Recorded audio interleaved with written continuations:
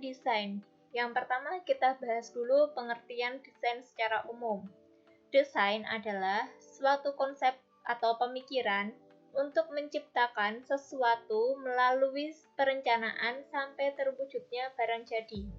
Di sini Bu Tiwi contohkan, misalkan seorang arsitek mau membuat sebuah rumah, pasti dia mikir dulu pemikiran. Setelah mikir, pasti dia muncul sebuah ide. Ide itu lalu dituangkan ke dalam sebuah desain atau sebuah gambar. Setelah desainnya jadi, barulah arsitek itu membuat benda nyatanya, membuat sebuah rumah. Gimana? Paham?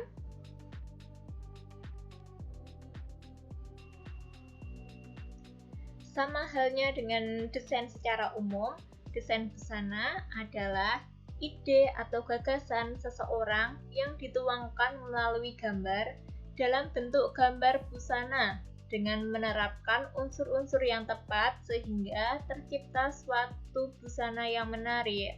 Jadi kita misalkan seorang desainer setelah dia mikir lalu dia muncullah sebuah ide. Ide itu dituangkan dalam sebuah desain busana. Ingat, harus desain busana, nggak boleh desain rumah karena kita mau membuat busana. Lalu dari desain busana tersebut kita buat menjadi sebuah baju sehingga terciptalah baju atau busana yang menarik.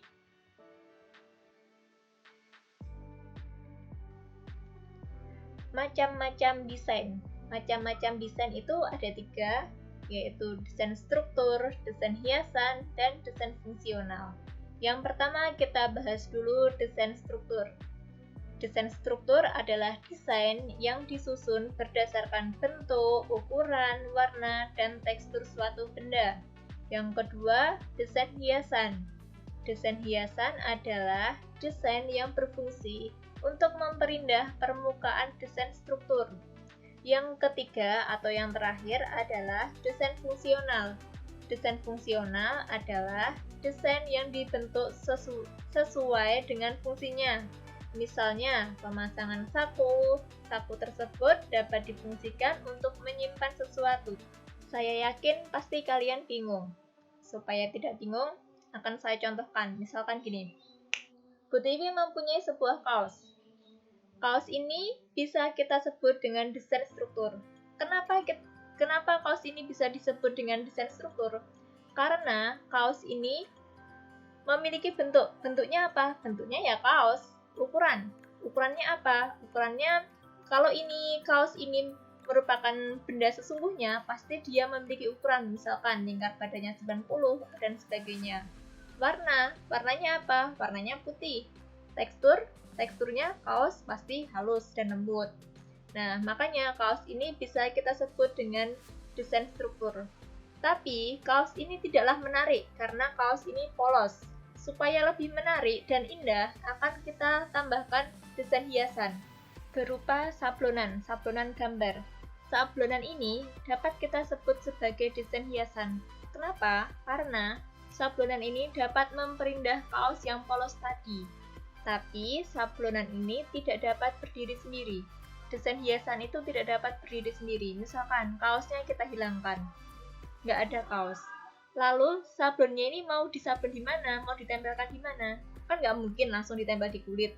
Nah, jadi desain hiasan itu tidak dapat berdiri sendiri. Selanjutnya, kaos ini akan saya tambahkan desain fungsional berupa sebuah saku.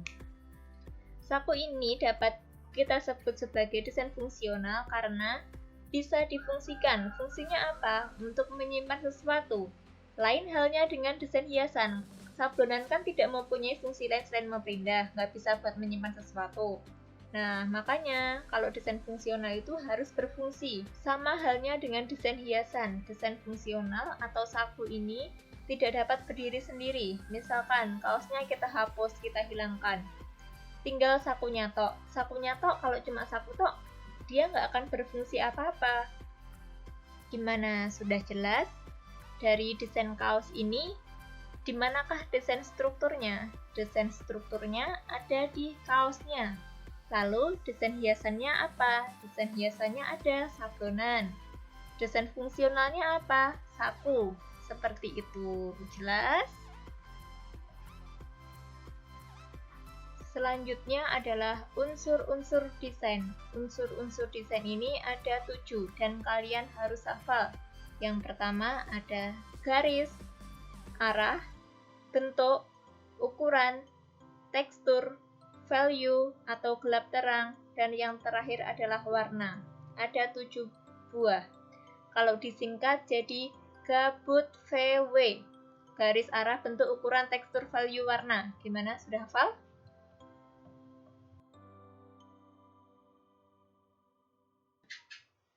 Unsur yang pertama adalah garis. Garis merupakan gabungan dari titik-titik. Garis ini ada garis lurus atau garis lengkung. Fungsi garis.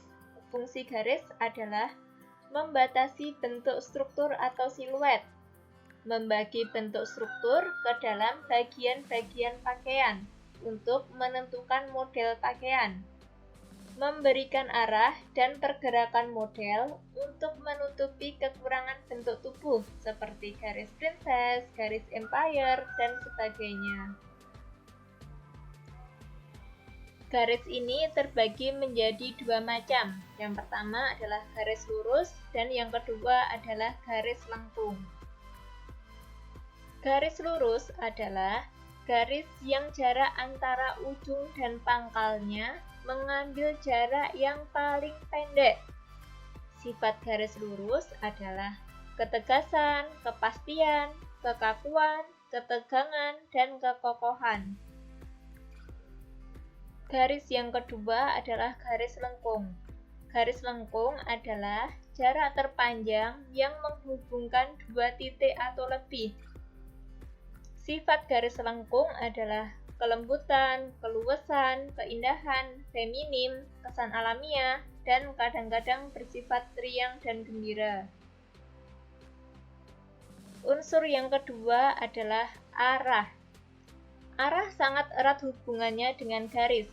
Semua garis pasti mempunyai arah, yaitu arah horizontal atau mendatar, vertikal ke atas, dan diagonal. Masing-masing arah garis memiliki efek yang berbeda-beda. Arah garis dapat digunakan untuk mengubah penampilan dan bentuk tubuh si pemakai. Contoh penggunaan arah adalah sebagai berikut. Misalkan, pada bentuk tubuh gemuk, sebaiknya menghindari arah mendatar karena dapat menimbulkan kesan melebarkan. Begitu juga dalam pemilihan model pakaian. Garis hias yang digunakan dapat berupa princess atau garis tegak lurus yang dapat memberi kesan meninggikan atau mengecilkan orang yang bertubuh gemuk tersebut. Unsur yang ketiga adalah bentuk. Bentuk adalah hasil hubungan dari beberapa garis yang memiliki area atau bidang 2 dimensi. Apabila bidang tersebut disusun dalam sebuah ruang, maka terjadilah bentuk 3 dimensi atau form. Macam-macam bentuk ada 3, yaitu bentuk naturalis atau bebas, bentuk geometris, dan bentuk dekoratif. Bentuk naturalis atau bebas adalah bentuk yang berasal dari alam. Contohnya seperti gambar di bawah. Misalkan gambar daun, gambar hewan, atau bunga, gelombang, dan bentuk lain sebagainya. Bentuk yang kedua adalah bentuk geometris. Bentuk geometris adalah bentuk yang dapat diukur dengan alat pengukur dan mempunyai bentuk yang teratur. Contohnya, segitiga, segi empat, lingkaran, persegi panjang, dan sebagainya. Yang terakhir adalah bentuk dekoratif. Bentuk dekoratif adalah bentuk yang diubah dari bentuk asli melalui proses tilir yang masih ada ciri khas bentuk aslinya. Bentuk-bentuk ini dapat berupa ragam hias pada sulaman atau hiasan lainnya, yang bentuknya sudah tidak seperti bentuk aslinya. Contohnya seperti ini, misalkan, yang gambar yang pertama, kuda. Bayangkan sebuah kuda. Kuda asli itu seperti apa? Nah, sudah ada bayangan? Dari kuda asli tersebut, kita gayakan, kita stilir, atau kita kreasikan, sehingga menjadi gambar yang seperti ini. Setelah melihat gambar ini, kita masih bisa tahu kalau ini kuda, tapi nggak mungkin ada kuda asli bentuknya seperti ini. Begitu pula dengan gambar yang kedua, bunga. Nggak mungkin bunga asli ada bentuknya seperti ini, tapi kita masih bisa melihat kalau ini bunga. Unsur yang keempat adalah ukuran. Garis dan bentuk pasti mempunyai ukuran yang berbeda, karena ukuranlah panjang atau pendek garis dan besar kecilnya bentuk menjadi berbeda. Apabila ukurannya tidak seimbang, maka desain yang dihasilkan akan kelihatan kurang baik. Pada busana, ukuran digunakan untuk menentukan panjang rok, lengan, celana, atau ukuran baju lainnya. Misalnya, kita bahas di sini panjang rok. Panjang rok itu memiliki 7 ukuran, yaitu mikro, mini, knee, midi, maxi, ankle, dan floor. Unsur yang kelima adalah tekstur. Tekstur merupakan keadaan permukaan suatu benda atau kesan yang timbul dari apa yang terlihat pada permukaan benda. Tekstur ini dapat diketahui dengan cara melihat atau meraba. Dengan melihat, akan tampak permukaan suatu benda, misalnya berkilau, bercahaya, kusam, tembus terang, kaku, lemas, dan lain-lain. Sedangkan dengan meraba, akan diketahui apakah permukaan suatu benda tersebut itu kasar, halus, tipis, tebal, ataupun licin. Tekstur yang pertama adalah tekstur yang bercahaya atau berkilau. Tekstur ini dapat membuat seseorang kelihatan lebih besar atau lebih gemuk. Maka, bahan tekstil yang bercahaya atau berkilau lebih cocok dipakai oleh orang yang bertubuh kurus, sehingga terlihat lebih gemuk. Tekstur kusam adalah tekstur yang tidak berkilau. Tekstur ini memberi kesan mengecilkan objek, cocok digunakan untuk pemakai yang berbadan gemuk. Selanjutnya, tekstur kaku. Tekstur ini tidak mengikuti bentuk badan, sehingga dapat menutupi bentuk badan yang kurang ideal. Tapi, tekstur ini tidak cocok untuk seseorang yang berbadan gemuk, karena akan terlihat semakin gemuk. Tekstur kasar. Tekstur kasar memberi kesan menggemukkan, jadi tekstur ini tidak cocok dipakai oleh orang yang berbadan gemuk, sedangkan tekstur lembut tidak mempengaruhi ukuran asalkan bahan tidak berkilau.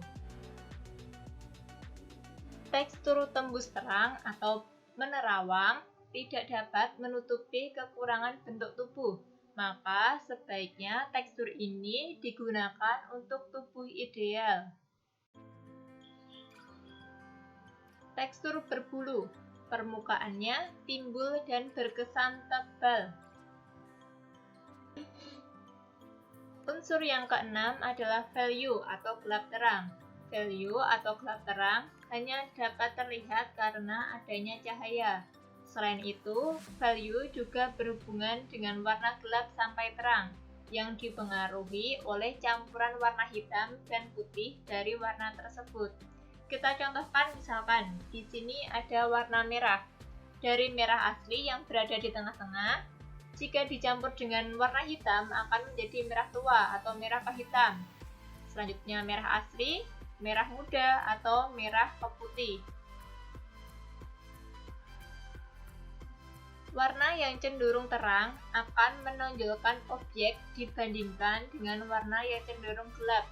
Misalnya, tubuh yang besar disamarkan dengan pemilihan warna gelap, sehingga kelihatan lebih langsing dan kebalikannya.